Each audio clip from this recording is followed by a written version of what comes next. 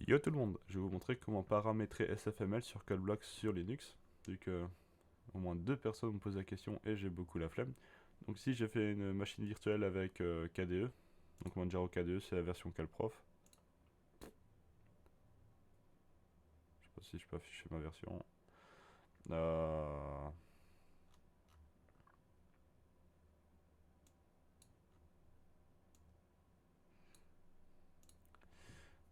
donc voilà, vous avez ma version, donc KDE 5.64.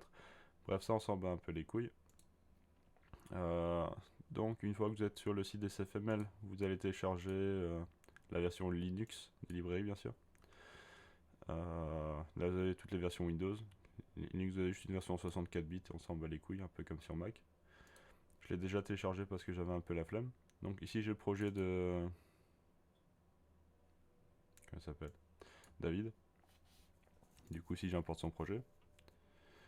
Patapam. Donc ça c'est importé. Non, j'ai importé tout ce qu'il faut de SFML.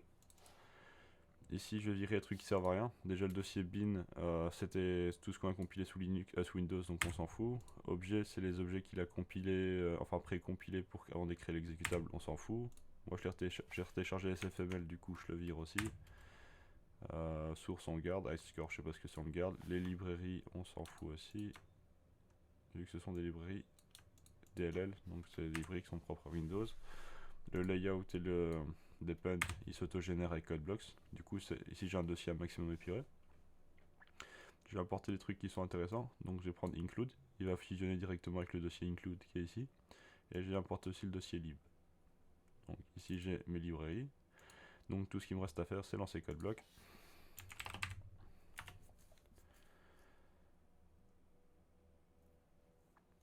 Je vais juste reparamétrer des trucs pour avoir des erreurs en plus. Donc là je remets les paramètres par défaut. Compiler.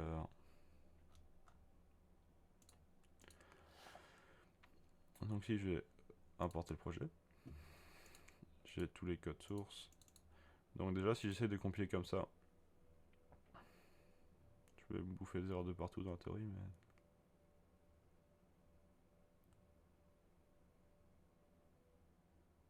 Donc ici on a un monsieur qui demande, qui retourne des références et retourne rien du tout.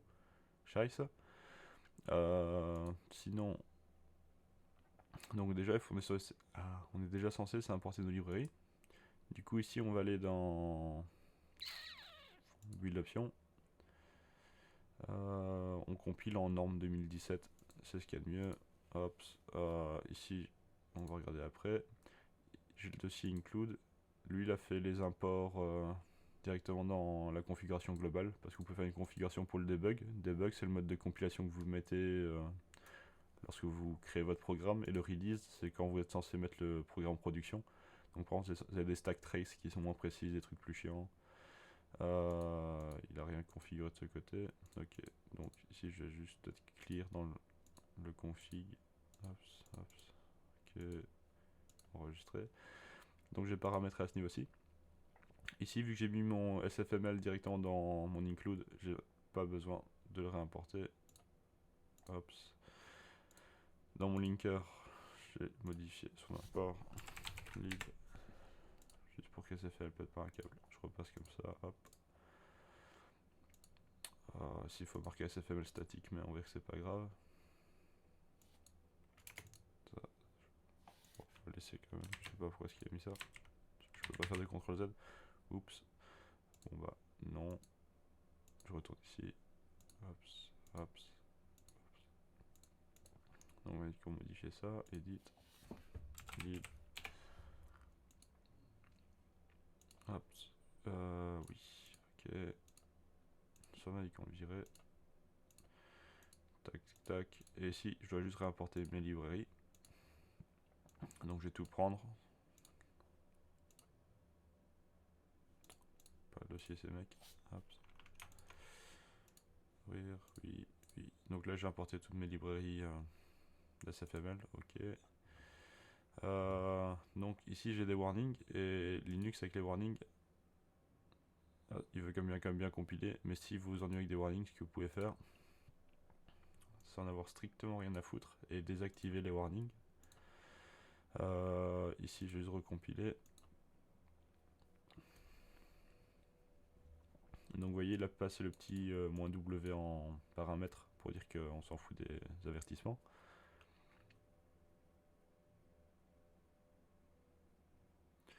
Ici, le programme il plante directement. Et pourquoi est-ce qu'il plante directement, vous allez me dire.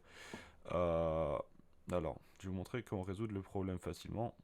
Vous êtes dans les propriétés.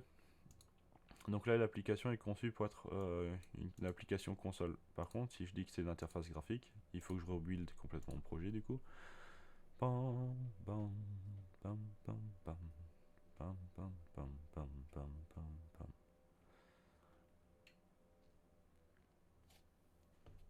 Donc s'il est rebuild, et là il se lance par magie.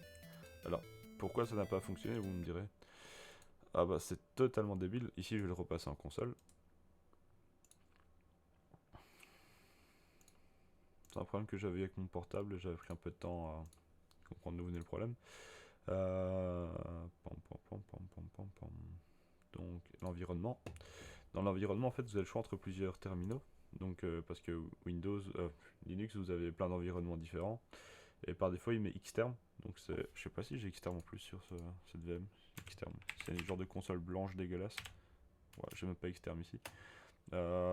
Du coup, vu qu'on est sur KDE, bah K console, on va prendre le truc bien moche ici. Personnellement, moi j'utilise GNOME sur mon PC portable, mais on va prendre console quand même. Pour les gens qui ont genre Xubuntu, vous avez XFCE, terminal, blabla. On va prendre console. Hop. On rebuild pour la 15e fois. Shame.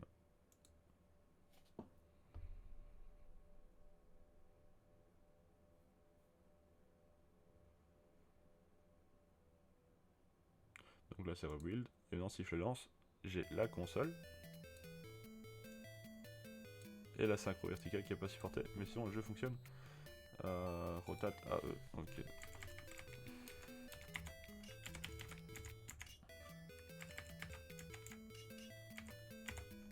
Normalement, pour tourner un truc, c'est censé être la flèche du haut. Encore un jeu de code avec le cul.